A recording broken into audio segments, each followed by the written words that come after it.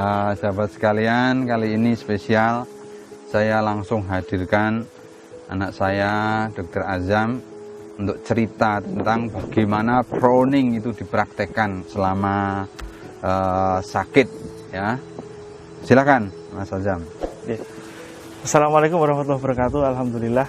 Jadi ketika kita mengalami sesak nafas COVID itu sensasinya seperti kita masuk ke dalam kolam renang yang airnya itu segini, kemudian kita sulit bernafas gitu ya. Jadi nafas itu rasanya berat ya gitu. Nah ternyata di dalam alveolus kita terdapat banyak lendir yang kita keluarkan lewat proning.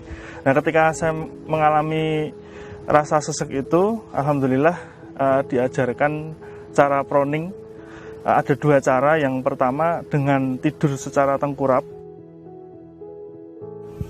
Jadi yang kedua adalah cara proning seperti orang sujud. Nah, kemudian yang berikutnya ketika proning yang posisi sujud itu sebetulnya posisinya seperti orang sujud biasa. Kita mulai ya. Ini bisa kita lakukan dalam satu hari berkali-kali ya. Dan pada dasarnya tidak ada batasan, bahkan kalau bisa sesering mungkin gitu ya. Misalkan setiap 1 jam 5 menit, setiap atau mungkin diakumulasikan setiap 2 jam 10 menit gitu ya. Nah kalau yang bisa kita lakukan ketika kita sholat itu, ketika kita sujud, kita bisa ketika gerakan sujud biasa begini, kita bisa tahan agak lama di bawah sambil kita tarik nafas, lepaskan, tarik nafas, lepaskan sambil membaca doa sujud. Ya.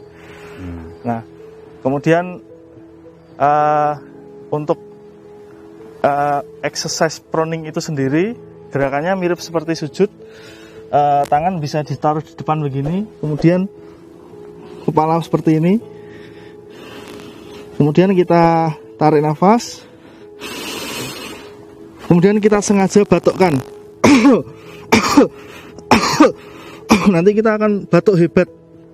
Batuk hebat sampai keluar dahak. Jadi kita siapkan tempat untuk meludahkan dahaknya di sebelahnya, di sebelah kita ya. Gini.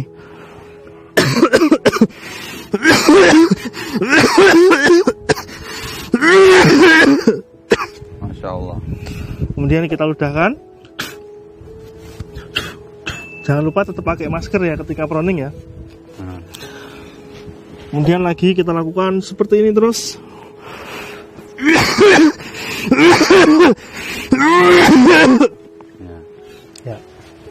Ya. Jadi teman-teman sudah saksikan langsung ya. Beliau melakukan itu selama sakit COVID ya, dirawat berapa lama? 29 hari. Masya Allah ya. Dan saya mengulas sedikit tentang bagian paru-paru. Jadi kalau paru-paru itu ada salurannya namanya bronkus ya. Bronkus itu letaknya lebih depan dan lebih atas. Coba, lebih depan dan lebih atas. Sehingga posisi proning yang pertama itu bagian dari belakang paru-paru itu akan mengalir ke bronkus. Kalau proning yang gaya sujud itu sudah dapat dua-duanya. Yang belakang mengalir ke depan, yang bawah mengalir ke atas. Ini luar biasanya, makanya disebut the miracle of sujud. Itu. Terus begini Mas Azam, ada yang bertanya, Dok, gimana kalau mempraktekkan proning kok dahaknya itu merah kayak berdarah, itu gimana? Mungkin pengalaman Mas Azam. Kalau pengalaman saya memang awalnya dahak itu akan warnanya kemerahan, ada bercak darahnya bahkan, karena mungkin di dalam nasofaring atau saluran pernafasan kita memang ada sedikit luka-luka ya. Jadi itu wajar saja, nggak masalah dilanjutkan. Dan dahaknya awal-awalnya warnanya tuh kayak coklat, kayak susu coklat gitu. Kemudian lama-lama dahak akan berkurang, warnanya semakin jernih, hingga lama-lama tidak keluar dahak. Tetap batuk tapi tidak keluar dahak. Ya, begitu teman-teman. Bahkan ini nanti saya cerita di episode berikutnya di Italia itu para dokter melakukan otopsi terhadap korban COVID. Dan itu memang menemukan fakta bahwa yang terjadi itu bukan gelembung parunya yang kolaps seperti yang diduga sebelumnya. Gelembung parunya tetap mengembang, tapi pembuluh kapiler, pembuluh darah rambut yang kecil-kecil yang di sekitar gelembung paru ini yang mengalami sumbatan berupa gumpalan darah.